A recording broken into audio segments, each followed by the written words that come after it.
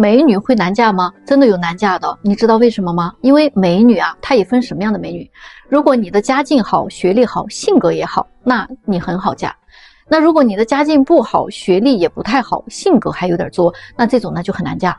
我们都知道啊，女生啊她是慕强的啊，那对于美女来说呢，颜值是很占优势的。但是如果没有一个好的家境和学识做靠山，可能很容易沦为某些男人的短择对象。我这里就有一个31岁的美女，真的是称得上大美女。她就是属于这一类的啊，家境不好啊，小城镇的一个普通家庭，学历呢也不太高。她自己跟我说，谈过的对象基本上都是经济条件很好的男人，但是没有超过半年的，基本都会无疾而终。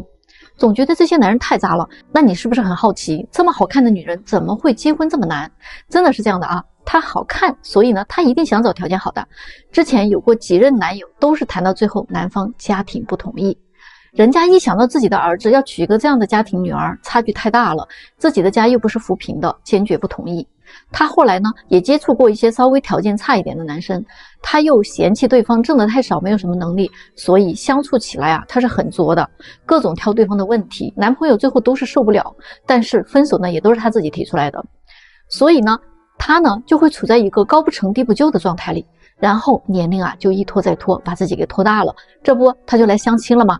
我呢就给他分析啊，首先他这样的美女啊，都想嫁得好，喜欢企业家或者是富豪，最不济呢也找一个中产家庭，对吧？但是我们来看一看啊，富豪一般来讲啊，都是几代人积累出来的财富，这种啊叫豪门。他们一般呢都是政治联姻或者强强联手，儿女的婚姻没有几个是自己能够选择的，你肯定是嫁不进去的。那么企业家呢，基本上都是身家过亿，非常有头脑和智慧的男人，他们啊一路走来披荆斩棘，肯定不会喜欢那种金玉其外败絮其中的女人。那种中产阶层的家庭呢，他们呢财富正在上升期，更希望遇到的是一个能够帮扶他们的，能够提升家庭财政收入的。那所以一张脸好看是没有什么用的，所以最后他可能只有2种选择比较适合，一种呢就是没有太高文化的土豪，自己呢单打独斗一无所有做起来的那种，他们因为文化水平有限制，也是不太容易找到综合条件很优秀的美女的，所以他们对这样出身的家庭的包容度啊，这个文化程度他们都是能接纳的。还有一种呢就是离异之后的有钱人，并且年龄比他大的比较多的，甚至呢就是有孩子，这2类应该才是他可以重点发展的对象，其他的可能也就是短择他的人。美女要是能够加上家境、学识、性格中任何一项，那都是王炸。但是如果你空有美貌的话，真的是不太行。评论区咱们聊一聊，讨论一下。我告诉你啊，女追男的时代啊，真的快来了。男生们再也不用做舔狗去追女生，还要买房子买车给彩礼，都免了。你知道为什么吗？最主要的原因就是现在跨国婚肯定要盛行起来了，有很多的俄罗斯、缅甸、泰国、韩国甚至是日本的女人都会大量的涌入中国婚恋市场的，竞争对手啊太强大了，这呢也会导致大城市里边的大龄剩女啊会更加的难嫁，2、3线城市的一些条件一般的单身男人也很多机会了啊，可以娶妻生子了，不用考虑房子、车子和彩礼啊，条件啊差不多的都可以结婚。因为外国女生她不太讲那一套东西，外国的女生啊她更讲究你们精神上的和谐，而国内的女生呢更讲究物质上的满足和条件的匹配。那一个呢是真心的想过日子，那一个呢是条件的权衡。如果你是一个男人，你会怎么选呢？答案真的是不言而喻，对吧？那所以现在呢，这个男多女少的神话，那到那时候一定会被颠覆的。其实大家都知道，那适婚的单身男人是要比单身女人多出3000多万呢。这些光棍其实它是指的在偏远的农村，而不是指的在城市。在城市里，其实现状已经是女多男少，优质的男人啊那就更少。而咱们现在有很多女人呢，还在盘算着啊，怎么利用谈恋爱和结婚让男人掏自己的钱啊。那俄罗斯女人的肤白貌美大长腿，缅甸泰国女人的服帖持家温柔善良，日本韩国女人的温柔贤惠吃苦耐劳，让这些中国女人你拿什么去跟人家抢？还在盘算着呢，还在精挑细选着呢，还嫌这个不好那个不行呢，还在矜持慢热呢，还等着男人去追呢。而中国的男人呢，又很会赚钱，也比较有责任感，又很会宠老婆，又舍得给自己的女人花钱，所以这些呢，都是国外的女人非常想嫁给中国男人的。如果说国外的女生大批量进来之后啊，3000万光棍的格局一定会彻底被颠覆的。女生怎么可能嫁不出去呢？这样的论调也将不复存在了。相亲的时候，女生可能再也不会觉得我是在给男生一个追我的机会这种心态。那约会的时候，有可能还会轮到女生主动去买单，到时候北上广深这样的一线大城市的男女比例还会进一步扩大的。那样的话，女追男的时代真的就来了。男生们，你们期不期待这一天呢？现在在北京有个很奇怪的现象，很多的男生他都非常介意同居过的女生，他们普遍认为同居过的女生就跟二婚没有什么两样了呀。相亲之前都得问清楚对方的前任的情况，恋爱史、就医史最近已经我听到了不止一起这样的事情了。有的情侣都谈了好几个月了，甚至都已经见过父母了，结果呢，被男生知道女生之前跟前男友同居过，心里就过不去这个坎儿，就这么分手的。有些人会认为现在都是很开放的社会了嘛，没有必要这么小题大做。大部分的情侣在结婚之前都有过同居史的，这么较真有必要吗？大家认为呢？来，咱们到评论区讨论讨论吧。最近有这么个事儿我想来说一说。有个90年的女生，今年33了，对吧？长得呢还不错，她老家呢是农村的，来北京挺久了。她特别不服气来找我说，最近这1年她相亲都不下50个男生了，她看上的呢，人家都看不上她，看上她的呢，她又看不上人家。她说怎么33就这么被嫌弃了我就问她，那你看上的那些都是什么情况她说那些就是经济条件好一些，综合条件稍微好点的，有房子有车，工作稳定，收入呢在50万以上的。没有看上的那些条件真的太差了，一个月才挣1-2万，能干什么呀？在北京这点收入啥时候能买房我是不是跟他们结了婚，过几年还得跟他们回老家去生活呀？我可不想过那样的生活，直接降低了我的生活质量和我的社交圈子。我呢，真的不想勉强自己去将就找一个男人过那种低质量的生活的。再说了，我之前的男朋友也都挺优秀的，现在要我降到这么低，我还真是接受不了。不管怎么说，咱也是90后还算年轻的吧。我马上接过他的话我说，姑娘那你真的是可就太自信了。你是90后，但是你怎么不算一算00后多大了？他们已经23岁了，对吗？那个才叫年轻呢。他们也来相亲找对象了，他们可跟你们不一样人家早早就开始做打算了，而且他们的要求还没有你们90后女生的高。你想一想一个女生要选择婚姻，那你就得想好了，你在婚姻当中的价值是什么？你的主要价值就是生育价值，知道吗？那我们都知道女人过了30岁就已经过了黄金生育年龄了。你呢，不要又说男人太肤浅这种话，人家也确实要考虑传宗接代的事儿。你不想要低质量的生活，那人家男生就愿意要一个低质量的孩子吗？你说你不想将就，那人家条件好的男生为什么要放弃00后那么年轻的女孩，要来将就你这个年龄大的女生呢？还有之前的男朋友很优秀，那是因为那个时候你很年轻，现在你还能让他们选择你吗？这个事儿真的谁说都不管用。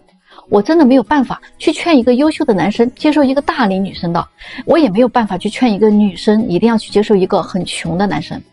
那全网的红娘都在说这个事儿男生对于年龄大的女生和女生对于穷的男生，那真的是天生就有敌意的。如果这2类人他们能听劝的话，他们都不会单到现在的，你们说对不对？现在结婚率低，其实还有一个很关键的问题，就是现在适合结婚的女人真的是很少的。你看有一大部分的女人成天的做梦，想嫁个大老板，找个有钱的人，过上十指不沾阳春水的少奶奶生活。那普普通通的男人怎么会被他们放在眼里呢？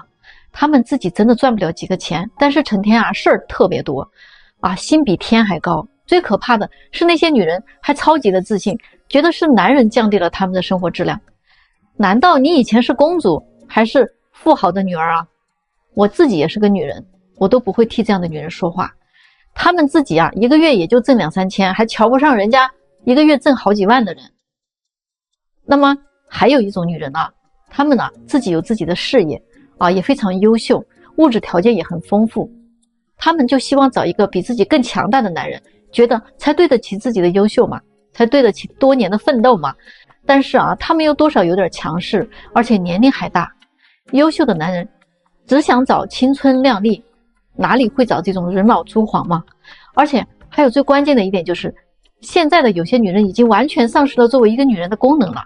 她不会做饭，不会做家务，她还不想生孩子养孩子，也不会照顾老人啊，也不会照顾老公。大小姐的脾气还不好，动不动就闹离婚，成天就琢磨一件事，老公给我多少零花钱，你给少了就是你没本事，瞧不起你。娶了这样的女人呐，一旦有了孩子，你就会发现你真的是娶回来了一个祖宗啊。有的男人真的是啊，生不如死。其实这些女人真的不知道，如果没有了这些男人，她可能连饭都吃不上。那你就说这样的女人现在越来越多，男人找这样的来干啥？难道就是为了娶一个连孩子都不愿意生的女人回来供养着吗？现在的男人啊，不光得会挣钱，你还得会干家务活，你得懂浪漫，会幽默，真的太累了。所以现在的年轻人他就不想轻易结婚了嘛。你们说我说的对吗？这个世上有一类人呢，他注定就是单身一辈子的命啊！别说我说话太绝哈，因为啊，他们真的太拧巴了。你比如说哈，父母给他介绍个门当户对的吧，他会觉得人家颜值不够；要么呢，他自己找一个颜值好的、漂亮的，又嫌人家脾气太大了啊，不会提供情绪价值。他如果真的是遇到一个颜值又很高啊，又很会提供情绪价值的人，他又觉得对方是不是个绿茶呀，担心是图自己钱来的，这个还是不行。最好呢，再能加上一点文化底蕴就更好了，这样才能配上他啊。再或者就干脆找个比自己条件更好的，直接躺平也行。就算是这样哈，他又不会去让着人家，自己又是从小被捧大的，也不太会提供情绪价值，所以你到底要什么呢？想门当户对的也不难呀，想找年轻漂亮的也不少啊，想找个会提供情绪价值的也不是没有。但是如果你既想找一个门当户对，甚至比你条件还要好啊，还又年轻又漂亮，学历还高，有文化底蕴，又能给你提供情绪价值，还能理解你、包容你，兴趣爱好还得一致，还能玩到一起。对不起哈，那你那两个钱啊，就恐怕真的不够了。这样的人，他匹配的是刘强东，知道吗？你就说你好不好奇吧。啊，在一个红娘的眼里，到底是男客户更难搞定呢，还是女客户更挑剔呢？我做了10几年的红娘了哈，我就来跟你们聊一聊这个内幕。在男客户的眼中，挑对象的条件啊，就那么几个啊，长得漂不漂亮，年龄够不够小，有没有离过婚，家里呢有没有负担，老家是哪里的啊，家里有没有弟弟，就这么简单。但是说到这个女客户啊，那可就复杂了。长得不够高哈，不见啊，不帅没眼缘的不见，有房有贷款的也不见，房子不在市区中心的啊不能见，收入和自己差不多的也不能见，戴眼镜的都不能见，爱好太多的也不见，星座不合适的更不见，就连脸型不好看也是拒绝的理由啊，身形不合适了，衣品差了，发际线太高啊，这些都成为被拒绝的理由。那还有什么父母没有社保啦，长得太老气啦，即使人家是个博士，只要第一学历啊，学校不够拔尖的那都不行。看照片哈，拍照姿势不够自信的那也能被 pass 了。如果实在挑不出来毛病啊，那就一句话，没感觉。你看看哈，这服务难度，你觉得谁更难伺候呢？女生选对象应该注意的核心问题是什么呢？可不能光看对方的颜值啊，或者是看他对你有多好。你问我为什么哈？首先嘛，一个男人他的帅气顶多也就保持几年，而且有 99% 的男人啊，最终也会变成一个油腻大叔的。而且呢，结婚有了孩子之后啊，能够对你好，还能剩下 20% 的，那都算是有良心的男人了。男人也是一样的，你别光盯着那些颜值高的女生看，长得好看的女生都是需要钱来养的。别等到自己负担不起了，就怪人家嫌贫爱富，你不是也嫌丑爱美吗？想要一个又年轻又漂亮又听话的女生，其实呢，跟一个女生想要一个又帅又有钱又专一的男友是一样的道理嘛，都不切实际。所以呢，别只指责别人哈，轮到自己的时候你就双标了，都要自我反省一下，对不对？在北京其实啊，有钱的单身大哥真的非常的多。那到底是选未婚的好，还是选离异的好呢？有个98年的漂亮女生，真的非常漂亮。她来相亲呢，只想嫁给有钱大哥，岁数一定要比自己大12岁以上。那我就很好奇啊，你为什么要这么早呢？她说反正富二代她是不考虑的，有钱被惯坏了，不成熟，还嚣张，花心也不专一，反正一身都是问题。而这些年龄偏大一点的创一代呢，不管是未婚还是离异，他都不介意。创一代情绪稳定嘛，成熟有魅力嘛，最重要的还是有财产支配权。只不过他在未婚和离异这个问题上他有一点小纠结不知道该怎么选。那我就告诉他了实际上你最好的选择根本就不是找一个大自己10几岁的大叔。未婚的有钱大叔他一定很挑的，不然他不会条件这么好，还单照现在没结婚，对不对？那种离婚的有钱大叔呢，你更不要期待他们离一次婚损失得多惨重啊！你觉得他还会轻易的进入婚姻吗？他只会比未婚的还要挑剔10倍以上，这是不争的事实。而他最好的选择其实就是他特别不想选择的富二代。二代在他的眼里虽然是这样的一番景致，但是那只能说明他见过的二代真的还是太少了。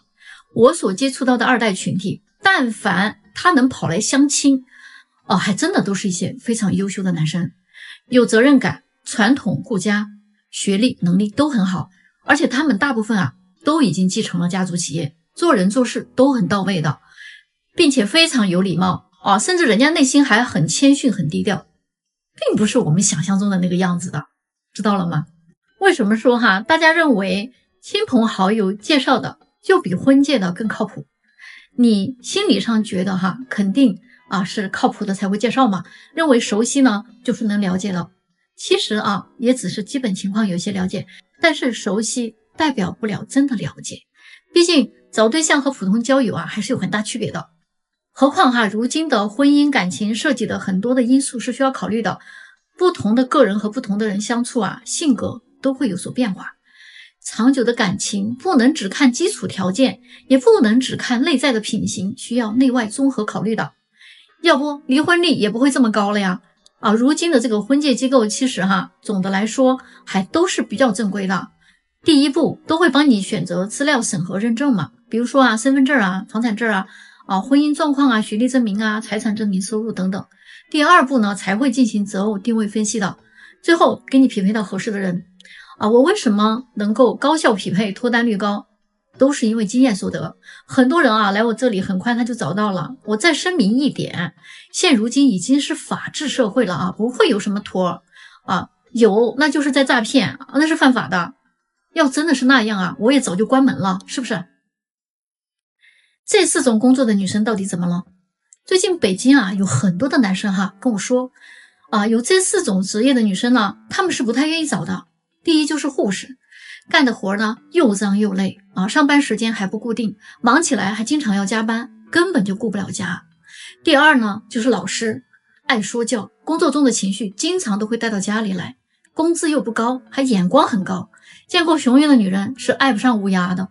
第三就是律师，精明的很万一哪天要离婚打官司，根本就不是人家的对手，可能会把你算计得一毛不剩。最后一种最严重，金融行业的女生，天天跟有钱人打交道，时间长了就很物质，喜欢钱，慕强，没几个银子的男人最好别去招惹他们，人家都不会拿正眼瞧你，根本看不上。嫁给穷小子下辈子都不可能。听完了这些大家作何感想呢？咱们到评论区说道这个事儿。突然我就能理解为什么父母不愿意自己的女儿远嫁。我昨天刷到了一个段子嘛，这个妻子呢和丈夫吵架了之后一气之下她就跑了出去。这个丈夫呢以为她很有骨气可能就不回来了，结果晚上这个妻子还是乖乖的回来了在家里做饭收拾屋子。丈夫呢这时候就觉得他妈妈说的话特别的对，远嫁的女人是不用去哄她的，因为她没地儿去真的是，你感觉是不是既心酸又无奈呢？北京90年的男生他跟我说坚决不想相90后的女生了，最好能接触00后的女生。那我就问他为什么，他说他来我们这里半年多了，参加了好多场活动，在单身群里他也挺活跃的。这半年他加了不少90后的女生啊，也约出来见过面。但是他发现啊，跟这些90后的女生交往真的特别费劲。如果说不合适啊，就说一句啊，也不耽误大家时间，这不挺好的吗？但是不是哈，他不管合不合适，他都是一副德行，就整得你啊没有往下继续的动力了。就你一看照片是个美女，一看本人呢对不上号。而且他们聊天的回复最多的就是哦哦嗯嗯，然后呢，你如果不继续舔着脸继续聊，他就说你不积极主动，他自己回应的很敷衍，最后罪过呢都得由我们来承担。这样的聊天啊，虽然说伤害性不大，但是侮辱性是极强的。说实话，他们也没有自己认为的那么好，但是却要求男方啊方方面面都得好。作为男人哈，我们如果条件不好，我们自己能意识到自己是个普通人，我们也只想找个普通的女人踏踏实实过日子。但是大部分来相亲的女的不是这么想的，她们可能有房有车有学历，但她们没有几个能意识到自己长得丑，还高高在上啊，还很挑剔。总之呢，这些90后的姑娘啊，也不知道是不是电视剧看多了啊，看《还珠》的时候呢，幻想王子爱上我；看《流星花园》的时候呢，幻想富二代爱上贫穷的我；看了韩剧呢，幻想霸道总裁爱上普通的我。看甄嬛的时候还得了啊，皇上都得爱上我。所以呢，我不想陪他们这些人继续梦游了嘛，所以我还是想看一看啊，没有受过这种毒害的正常点的姑娘嘛。